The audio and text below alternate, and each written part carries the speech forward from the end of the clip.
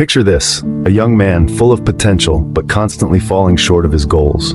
That was me just a few years ago. Now I want you to imagine a canvas, a vast blank space brimming with potential. That was my life, a perpetual artwork in progress, yet somehow always falling short of the masterpiece I envisioned. I was the artist, yet I couldn't seem to get the strokes right. I was the author, yet I couldn't pen down the chapters of my life as I desired. The missing piece of the puzzle? Self-discipline. Its absence was a void, a gaping hole in my life that swallowed my dreams, my ambitions, and my potential. It seemed as though self-discipline was a ship that I just couldn't catch, always sailing just beyond my reach. Every morning, I would wake up with the best of intentions, filled with the energy to conquer the day.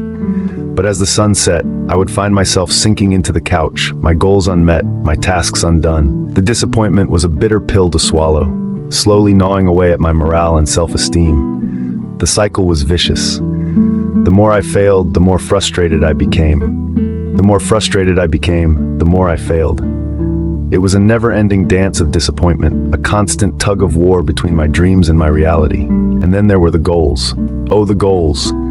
They were like distant stars, always twinkling, always enticing, yet always out of reach. I would set them with such fervor, only to watch them crumble under the weight of my lack of discipline. The pain, the frustration, the constant feeling of being stuck in a rut was excruciating. It was as if I was on a treadmill, running tirelessly but never moving forward.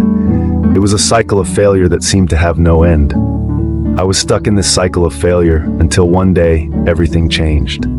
One day, I had a light bulb moment. I realized that my failure wasn't because I was lazy or incapable, but because I was approaching self-discipline all wrong. You see, I had this epiphany that totally shifted my perspective on self-discipline. I had been viewing it as this harsh taskmaster, a punishing regime of deprivation and denial. But in that moment of realization, I understood that self-discipline was not about punishing myself. It wasn't about deprivation. It was not about denying myself the things I loved or forcing myself into a mold I didn't fit into. No, self-discipline was about something entirely different. It was about setting clear, achievable goals. It was about commitment. It was about understanding my own strengths and weaknesses and working with them, not against them. It was about making choices that served my long-term interests rather than my short-term desires. And let me tell you, this was not an easy realization to come to. It was a journey filled with introspection, self-examination, and a whole lot of trial and error. I had to unlearn years of misconceptions and relearn what self-discipline truly meant. I remember the first time I set a clear, achievable goal for myself.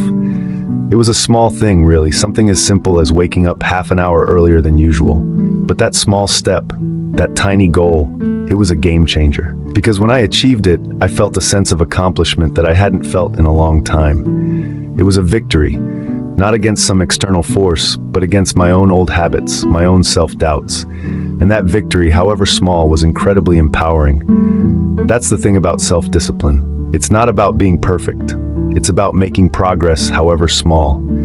It's about taking one step at a time, moving forward, no matter how slow. It's about celebrating the small victories and learning from the setbacks. And that's when I began to see a change. With this new perspective, I started to see improvements. I was finally achieving my goals. The cloud of self-doubt began to dissipate, replaced by a sunbeam of self-confidence. Suddenly, the mountains I had made out of molehills were just that, molehills. Each day, I woke with a fresh sense of purpose and determination. The once daunting tasks were now achievable steps, each one leading me closer to my goals. The positive impact this had on my life was like night and day. I was no longer a prisoner to procrastination, but a master of motivation. The gym membership that had been gathering dust was now my passport to health and vitality. The half-finished manuscript transformed into a published book. The business plan that had been stuck in the dream phase became a thriving startup. Every day was a victory, and every victory was a testament to the power of self-discipline. I was not only achieving my goals, but I was surpassing them. I was not only living my life, but I was thriving in it. But the most incredible transformation was my mindset. I was no longer afraid of failure. Instead, I embraced it as a stepping stone to success. I realized that every setback was just a setup for a comeback, and that's how I turned my life around, one goal at a time. Now, I want to share this journey with you. My experiences have taught me that understanding and practicing self-discipline is not a one-and-done thing, but a continual process that we must embrace. It's the key to unlocking our full potential. So I encourage you to apply these lessons in your life. Step into the arena of self-improvement, and let's conquer our weaknesses together. Don't forget to subscribe to this channel, turn on notifications, and share this video with your friends. Let's embark on this journey of self-discipline together.